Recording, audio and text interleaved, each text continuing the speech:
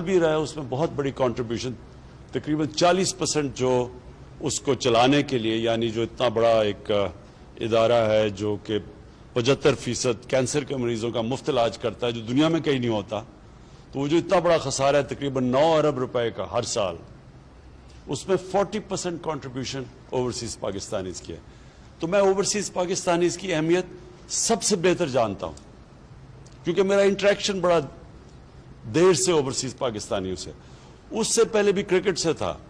جب میں کرکٹ کھیلتا تھا دنیا میں جہاں جاتا تھا تو اوورسیز پاکستانی ظاہر ہے کرکٹ ٹیم کو سپورٹ کرتے تھے، آتے تھے، تو میرے سے تب سے انٹریکشن ہے. لیکن جب پیسے اکٹھے کرنے کے شوکت خانم کے لیے تو اتنا زیادہ پیسہ اکٹھا کرنا تھا کہ وہ پاکستان میں لوگ تھوڑی دیر کے بعد جس کو کہتے ہیں ڈونرز فٹیگ، تنگ آ جاتے تھے پیسے دینے کے لیے. تو پھر میں جدھر بھی دنیا میں پاکستانی تھے ان کے پاس کیا. تو میں ساری پاکستانی کمیونٹیز کو جانتا ہوں جو کہ پاکستان سے باہر رہتی ہے. تو جو سعودی عربیہ کی پاکستانی کمیونٹی ہے اس کو میں بہت دیر سے جانتا ہوں. مجھے بڑا افسوس ہے کہ جس نے مجھے ایک ذوالقرنین یہاں بیٹھے ہیں، ایک احسن رشید جنہوں نے مجھے بڑا انٹروڈیوس کروایا تھا، وہ آج ہمارے ساتھ نہیں ہیں. لیکن میں پھر سے امبیسڈر صاحب میں یہ چاہوں گا کہ آپ کی انٹریکشن ان سے رہے. مجھے رپورٹس ملی تھی بڑی بری کہ 1.5 سال سے یہاں جو پاکستانی کمیونٹی ہے ان کو صحیح طرح نہیں سروس کیا جا رہا. تو وہ انشاءاللہ وہ آپ اب آئے ہیں تو آپ جب ان سے انٹریکٹ کریں گے آپ کو پتہ بھی چل جائے گا. اچھا جی، میں اب اس پہ آتا ہوں. روشن ڈیجیٹل اکاؤنٹ میں یہ بڑی زبردست ایک ہم نے سوچا کہ ہم کیسے اوورسیز پاکستانیز کو ٹیپ کر سکتے ہیں.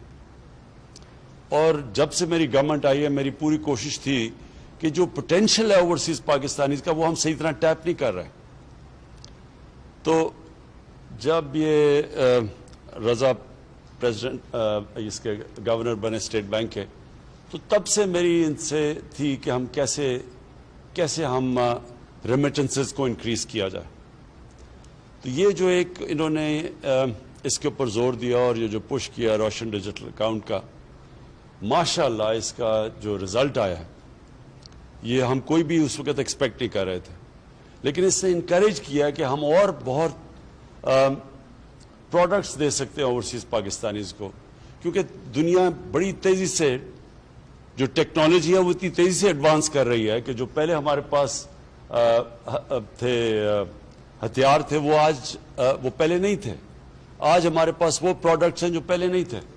تو اس لیے میں یہ چاہوں گا کہ کانسٹنٹلی اور آپ کا بھی رضا انٹریکشن رہے اوورسیز پاکستانی سے، بلکہ آپ کے آئی ہوپ آپ کا ایک اسپیشل پورٹل بناؤ جو آپ کمیونیکیٹ کریں، کیونکہ آپ کو فیڈ بیک ملتی رہے گی کہ کیسے ہم 90 لاکھ اوورسیز پاکستانیز ہیں، ہم کیسے ان کو اپنے ملک کے لیے وہ جو اتنا بڑا جو پوٹینشیل ہے وہ کیسے اس کا پورا کر سکتے ہیں. یہ بہت بڑا اثاثہ ہے ہمارا. اور ابھی بھی میں سمجھتا ہوں کہ ہم اس کا فریکشن ٹیپ کر رہے ہیں. ابھی صرف وہ لوگوں کو اپنے ریمیٹنس سے بھجواتے ہیں، ہم ان کو انویسٹمنٹ کے لیے ابھی تک پاکستان میں نہیں لا سکے، اور اس کی کئی وجوہات تھی. لیکن جیسے جیسے ابھی آپ نے ایکسپلین کیا کہ ہماری اکانومی سٹیبلائز ہوئی، شروع میں ہم آئے تو بڑے حالات ایسے تھے کہ ہم لوگوں کو یہ نہیں بتا سکتے تھے کہ ہمارے ریزروز کا کیا حالات ہیں، کیونکہ اگر وہ لوگوں کو پتہ چل جاتے ہمیں ڈر تھا ہمارے روپے کے اوپر رن ہو جانا تھا. تو بڑا مشکل وقت تھا. اس میں آج کیونکہ میں سعودی عربیہ میں ہوں، میں خاص طور پہ سعودی عربیہ کی گورنمنٹ شیخ محمد کا ان کا خاص طور پہ شکریہ ادا کرنا چاہتا ہوں کہ بڑے مشکل وقت پہ انہوں نے ہمیں سپورٹ کیا. ہمارے ریزروز میں انہوں نے اگر اس وقت نہ سپورٹ کرتے اور انہوں نے ہمیں فیسلٹی بھی دی، اس کی ڈیفرڈ پیمنٹ آئل کی ڈیفرڈ پیمنٹس کی فیسلٹی بھی دی، تو وہ انہوں نے بڑے کرٹیکل ٹائم پہ انہوں نے بھی مدد کی، اور پھر یو اے ای نے انہوں نے بھی مدد کی. اور وہ کرٹیکل ٹائم پہ اگر ہمارے پاس پیسے یہ ریزروز میں نہ ہماری مدد کرتے تو ہم ڈیفالٹ کر گئے تھے، اور ڈیفالٹ کرتے تو پھر اس کے بڑے سیویئر کانسیکوینسز ہیں. ایک ملک ڈیفالٹ کر جائے بڑی دیر لگتی ہے اس کو ریکور کرنے میں.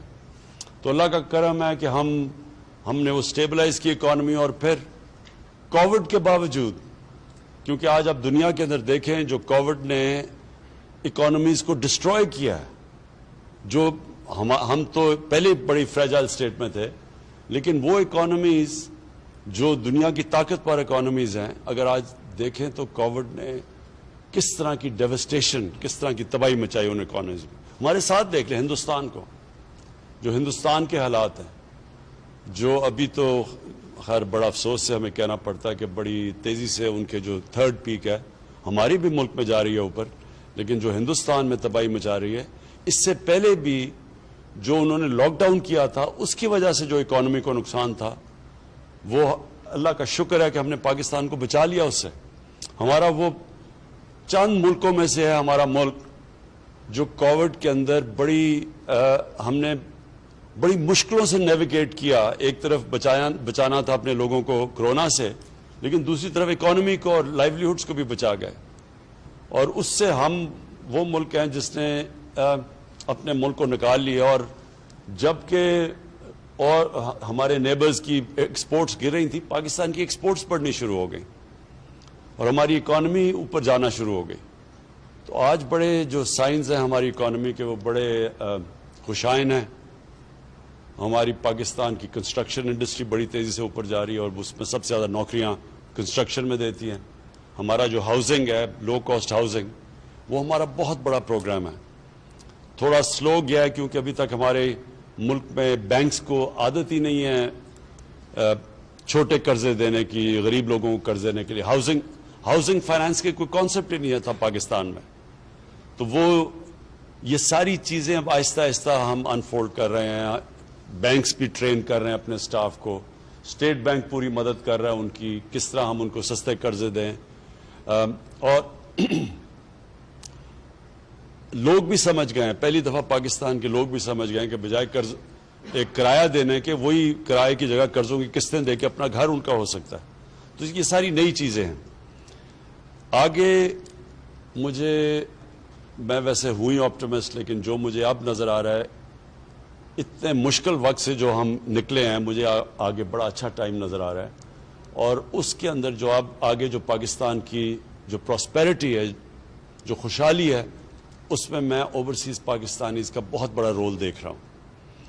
اور میں اس لیے کہا کہ چاہیے تو تھا کہ میں آپ سے اور تھوڑے ذرا لمبا انٹریکشن کرتا، جو آج میں نہیں کر سکتا. لیکن میں نے جنرل بلال آپ کو اور پھر آپ کو رضا اپنے ویب سائٹ کے ذریعے، انٹریکٹیو ویب سائٹ کے ذریعے آپ پلیز، آپ کو زبردست فیڈ بیک آئے گی.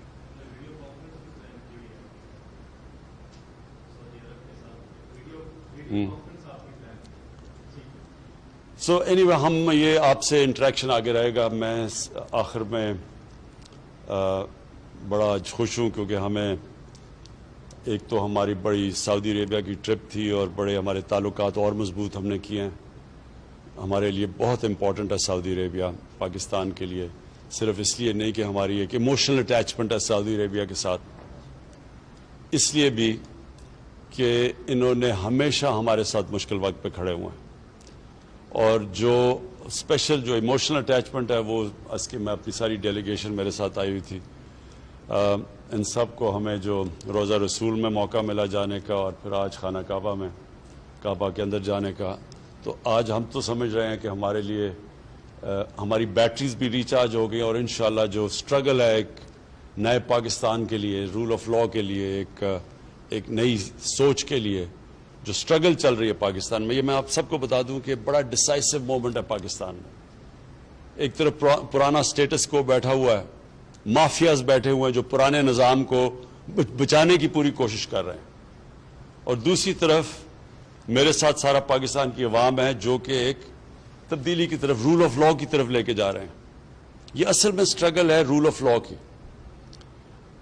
اور یہ اوورسیز پاکستانیز کو خاص طور پہ پتہ ہے، اور جو بھی امریکہ میں، یورپ میں جو ہمارے اوورسیز پاکستانیز ہیں. دیکھیں فرق صرف معاشروں میں یہ ہے کہ معاشرہ صرف وہ آگے جاتا ہے جدھر قانون کی بالادستی، یعنی کہ قانون کی حکمرانی ہو. جس معاشرے میں طاقت کی حکمرانی ہوتی ہے وہ کبھی آج تک ترقی نہیں کیا. ایک طرف ہے انسانیت کا نظام اور انصاف کا نظام، اور دوسری طرف ہے جنگل کا نظام. طاقت کی بالادستی، مائٹ از رائٹ، وہ کبھی بھی اس ملک کے اندر پراسپیرٹی نہیں آتی. میں نے اپنی پارٹی کا نام ہی تحریک انصاف اس لیے رکھا تھا کہ میں جو ساری دنیا میں پھرا تو جو ملک خوشحال تھے وہاں انصاف تھا، وہاں قانون کی حکمرانی تھی، اور جو ملک پیچھے رہ گئے، جن کو بنانا ریپبلک کہتے ہیں، وسائل ہونے کے باوجود وہاں مائٹ از رائٹ تھا، طاقت کی حکمرانی. اور یہ ہے سٹرگل اس وقت پاکستان کی. یہ بڑی ڈیسائسو مومنٹ ہے، اور کیونکہ اوورسیز پاکستانیز میری سب سے بڑی سٹرینگتھ رہے ہمیشہ، تو وہ یہ سمجھتے ہیں، کیونکہ ان کو زیادہ سمجھ اس لیے کہ ان کو باہر جانا پڑتا ہے نوکریاں لینے کے لیے. اپنے ملک سے بڑا مشکل ہوتا ہے باہر جانا، کیونکہ ملک میں ہم ان کو وہ موقع نہیں دے سکتے. تو وہ زیادہ تر پاکستان کو انتظار کر رہے ہوتے ہیں کہ کس طرح ان کا ملک ٹھیک ہو. وہ چاہتے ہیں کہ ہمارا ملک بھی باقی ملکوں کی طرح اوپر ایک عظیم ملک بنے، جو آج سے 40-50 سال پہلے جا رہا تھا تیزی سے اوپر بننا. تو میں صرف آپ کے لیے آخر میں یہ کہنا چاہتا ہوں کہ یہ ہے پاکستان کے ڈیفائننگ مومنٹس. ایک طرف ہے پرانا سٹیٹس کو، مافیاز جو کرپٹ نظام سے سارے فائدہ اٹھا رہے ہیں اور سب اکٹھے ہیں. دوسری طرف ہے پاکستان کی عوام اور ہماری گورنمنٹ جو کہ چینج کے لیے لڑ رہی ہے. اور یہ جو چینج ہے، یہ چینج کو اب کوئی نہیں روک سکتا. روک اس لیے نہیں سکتا کہ جو ملک کے اندر اس وقت اویئرنیس ہے، جو ایشوز سمجھ گئی ہے قوم، یہ کبھی پہلے ایسی سمجھ نہیں تھی. اور یہ اس کی بہت بڑی وجہ سوشل میڈیا. سوشل میڈیا اگر آپ جو ٹریڈیشنل میڈیا ہے اس کو اگر آپ خرید بھی لیں، اس میں پیسے بھی خرچ کر لیں، سوشل میڈیا کو کوئی نہیں روک سکتا. اور اس میں اتنی تیزی سے انفارمیشن اب ٹریول کرتی ہے، جو نوجوانوں کے پاس وہ نالج ہے جو کبھی پہلے تھی نہیں. تو یہ جو سٹیٹس کو ہے، اس کو جو ہماری پارٹی پاور میں ہی آئی سوشل میڈیا کی وجہ سے، یوتھ کی وجہ سے. اور یہ جو چینج بھی آ رہا ہے یہ بھی یوتھ کی وجہ سے، اور یہ بھی ایک نئے اویئرنیس کی وجہ سے. تو آپ کو میں خوشخبری صرف یہ سنانا چاہتا ہوں، کیونکہ آپ یہاں پڑھتے ہوں گے اخباروں میں کئی دفعہ بڑی مایوسی کی چیزیں آتی ہیں. میں آپ کو آج بتا رہا ہوں کہ یہ جو اب بیٹل، یہ جو آپ جس طرف یہ سٹرگل جا رہی ہے، یہ سٹرگل اب جائے گی ایک اس پاکستان کو جو اس کو بننا چاہیے تھا آج سے 70 سال پہلے. اور وہ پاکستان تھا جس کا لیڈر تھا قائد اعظم، جو کہ قانون کی بالادستی میں مانتے تھے، کانسٹیٹیوشنسٹ تھے، رول آف لا میں مانتے تھے، ایک انٹیگریٹی والے انسان تھے. وہ جو ہم سائڈ ٹریک ہوئے ہیں، ادھر سے ہٹے ہیں، اپنی جو ڈیسٹنی پہ ہمیں جانا چاہیے تھا اس سے دور چلے گئے ہیں، اب وہ واپس ہم اس ٹریک کے اوپر آ گئے. اور یہ ہے ان مافیا سے ملک کو آزاد کرنے کی جنگ. اور جو آزادی کی جنگ ہوتی ہے وہ ہمیشہ تھوڑا ٹائم لیتی ہے، لیکن انشاءاللہ جس طرف اب پاکستان نکل گیا ہے، آپ کو میں خوشخبری یہ دینا چاہتا ہوں کہ بڑی جلد آپ کے سامنے ایک نیا پاکستان آئے گا. جی تھینک یو.